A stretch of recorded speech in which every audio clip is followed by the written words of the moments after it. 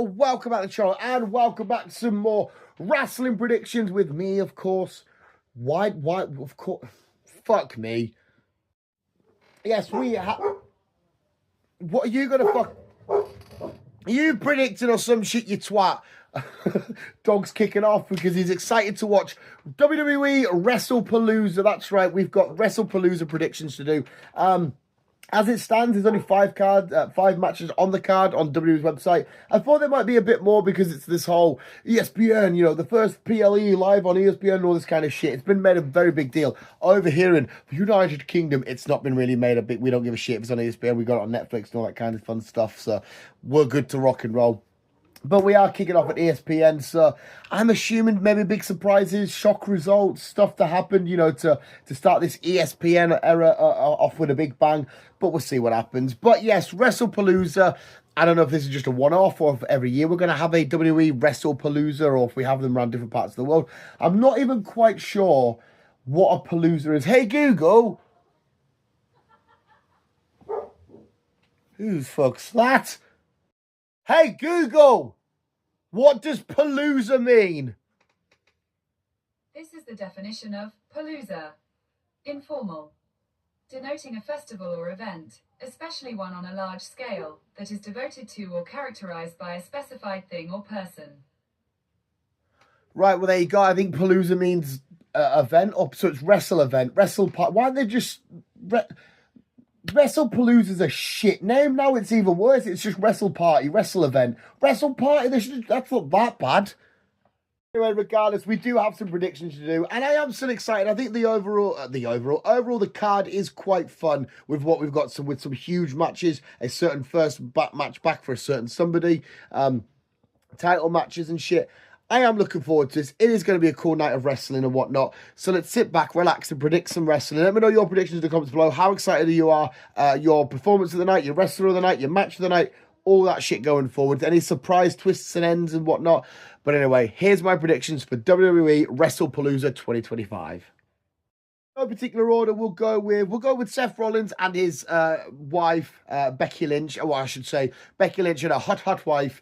That's a son. Is that joke I've just stolen there? If you don't know who he is, go watch him. He's fucking best WWE creator there is. But it's Becky and Seth, the heavyweight and the Intercontinental Champion, up against CM Punk and the returning AJ Lee. Why did I say AJ Lee? The returning AJ. This one to me, obviously I know on one side of the field you've got two champions.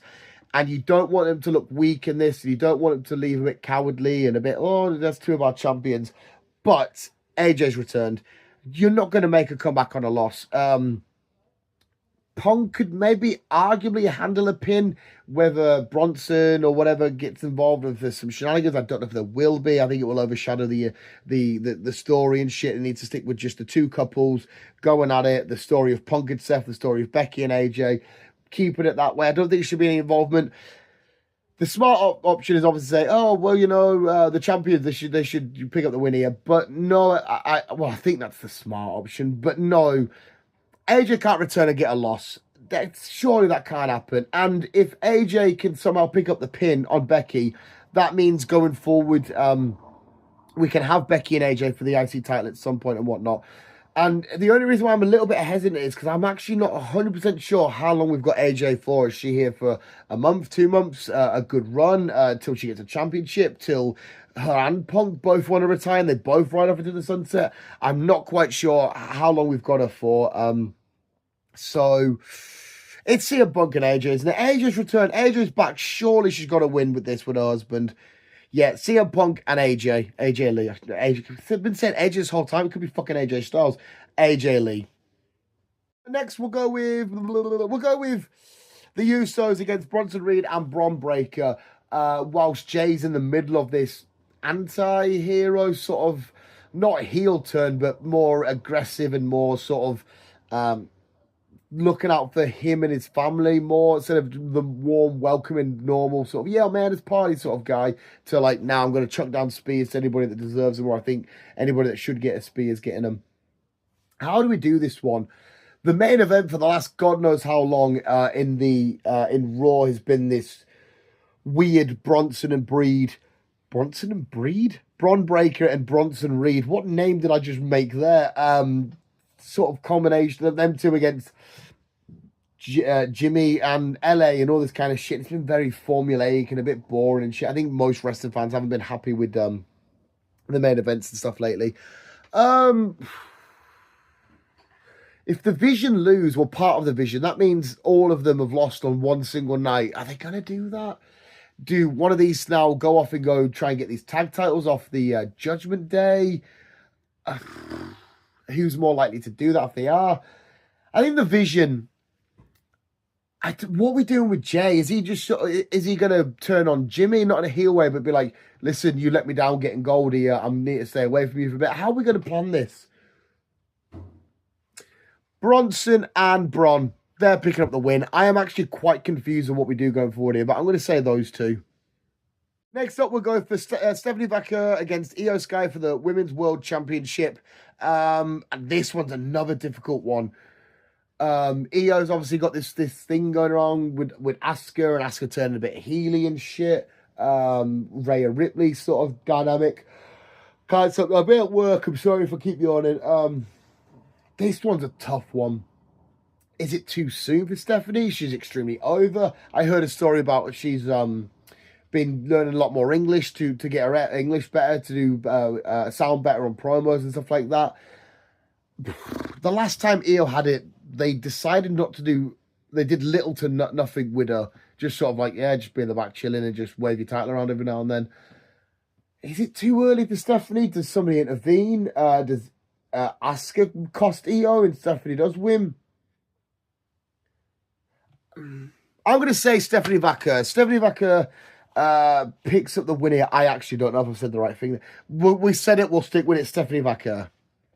Cody Rhodes against Drew McIntyre for the WWE, the undisputed WWE Championship. Returning Cody, he's been off filming and shit, but he was right off TV obviously because Drew, slammed his head and all this kind of shit. Drew has been leading the charge in this sort of feud. He's been doing his stuff with Randy and whatnot, but obviously Cody's still been on his mind with some of his promos and shit. It's surely not going to be Drew, is it? This is probably going to be a match where it ends like no contest or something, which means it gives it legs to do another match and potentially have a third and stuff. Or does Randy, because we saw the shit with Randy happening lately, does he come down as heel and cost some shit? Because we know that he doesn't like Drew anyway, and if he does turn heel or he does turn and he wants one more shot at the championship, he will just take out Cody. I don't know how it's going to end. Does Cody get his revenge for Drew putting him on the shelf filming for a bit? Cody definitely wins. Drew does not walk out as champion, but does it end in shenanigans? We need a few more names and surprises in there for this big ESPN show. There is going to be something fucked up, but I don't know what. We'll just say Cody Rhodes definitely retains, and just because we need a prediction, Cody Rhodes wins. And finally, for what I'm assuming is the last time they will ever face each other. Well, it's bound to be in it because this is Cena's 6th appearance and he's only got 6 or something left.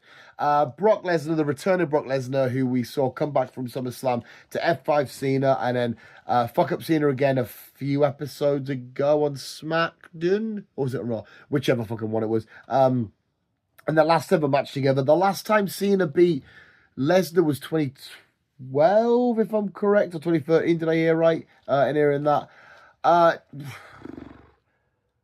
Fucking stop you on in.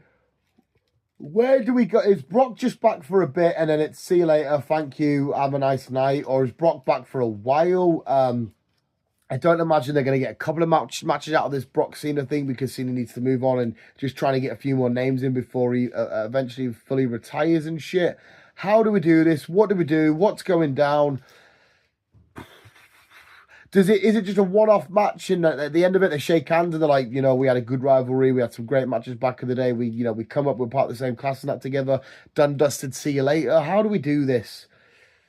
Sure, it makes more sense to keep Cena strong, right? Or am I being biased? It makes more sense to, because again, I don't know if Brock Lesnar's returning just for this and he'll go back and do his thing, or is he coming back for a good while or what? I don't know. It surely, don't call me Shirley, it makes sense for Cena to pick up the win here, right? I'm going to say Cena picks up the win. Yes. Fuck. All of these have been quite hard to predict. There we have it, visuals. My predictions for WWE Wrestlepalooza 2025. I definitely want to know yours in the comments below. And like I said, I want to know if you're looking forward to the show. I think the show does look quite fun. It could maybe do with a few bit more star power. Randy Orton, I think he's probably all but confirmed. He's got to make an appearance. Finn on there. Sorry, Finn. Dirty Dom on there doing something with his IC title would be quite cool. Maybe him and AJ again. AJ eventually maybe picking up the win, especially after he's just become the AAA champion. Yeah, I think though it's going to be a phenomenal show. I think it's going to be great. It's going to be fun. Cena Lesnar is going to be awesome. The mixed tag match is going to be great. Even the tag match with the Usos and B&B Security is going to be fun. But let me know what you think in the comments below. Let me know what you think of my predictions. But more importantly, just enjoy the show, have fun, and thank you so much for watching. You guys are literally the fucking best. Rules keep being you, and keep on, keeping on.